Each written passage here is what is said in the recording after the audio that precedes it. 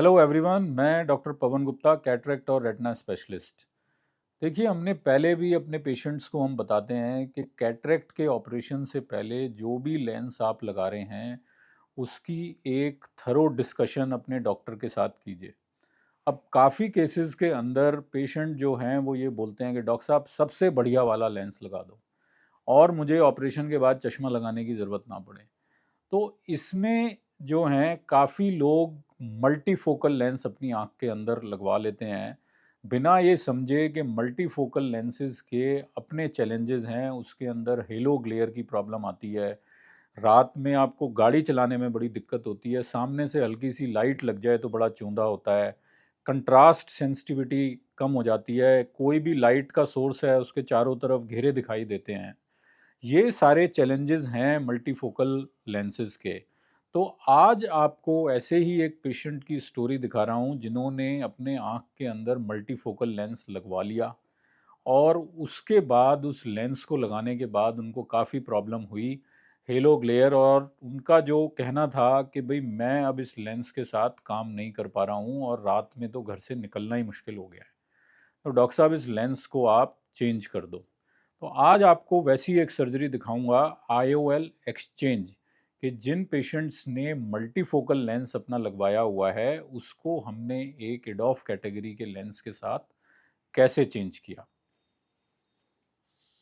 ये देखिए, ये पेशेंट ने मल्टीफोकल लेंस लगवाया। ये मल्टीपल रिंग्स दिख रहे हैं आपको, ये मल्टीपल रिंग्स हैं जो मल्टीफोकल लेंस में होते हैं और इन रिंग्स की वजह से ही पेशेंट को प्रॉब्लम होती है।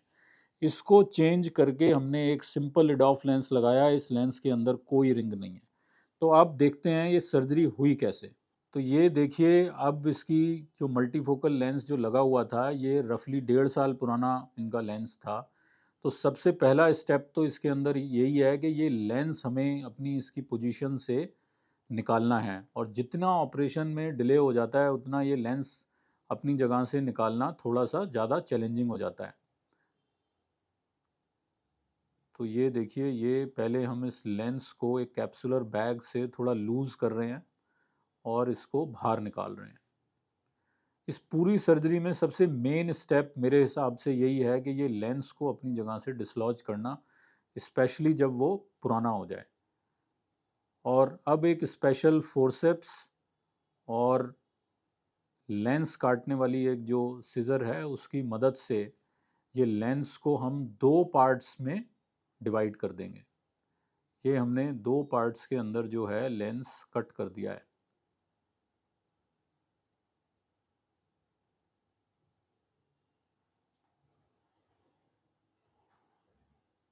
और अब काम बड़ा सिंपल है इसके बाद, कि ये एक एक जो दो पीसीज हमने बनाए हैं इसमें से एक एक करके ये पीस को हम बाहर निकाल लेंगे उसी स्मॉल इंसिजन से। तो ये हमने अब पहला पीस बाहर निकाला। इस पूरे ऑपरेशन में ध्यान हमें यही रखना होता है कि जो हमने नया लेंस डालना है उसकी सपोर्ट को कोई डैमेज ना हो।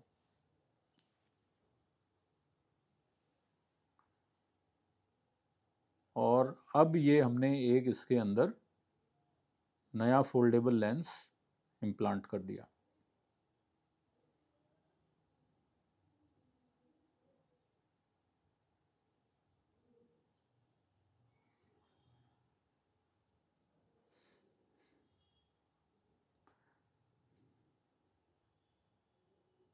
ये देखिए, और अब अंदर जो हमने विस्को इलास्टिक डाला था ऑपरेशन के दौरान वो हमने क्लीन कर दिया और अब हमारी सर्जरी प्रैक्टिकली कंप्लीट हो गई।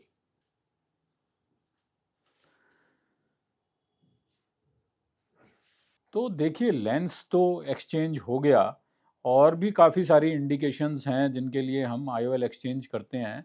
बट पेशेंट्स को अपने डॉक्टर के साथ जो भी आज की डेट में लेंसेज के ऑप्शंस हैं, बिकॉज ऑप्शंस बहुत सारे अवेलेबल हैं, वो प्रॉपरली डिस्कस करके जो लेंस की ऑप्शन उनकी रिक्वायरमेंट के हिसाब से उनको सूट करे वो लेनी चाहिए।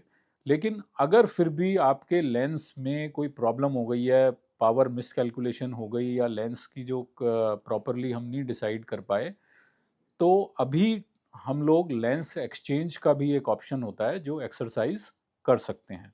Thank you very much.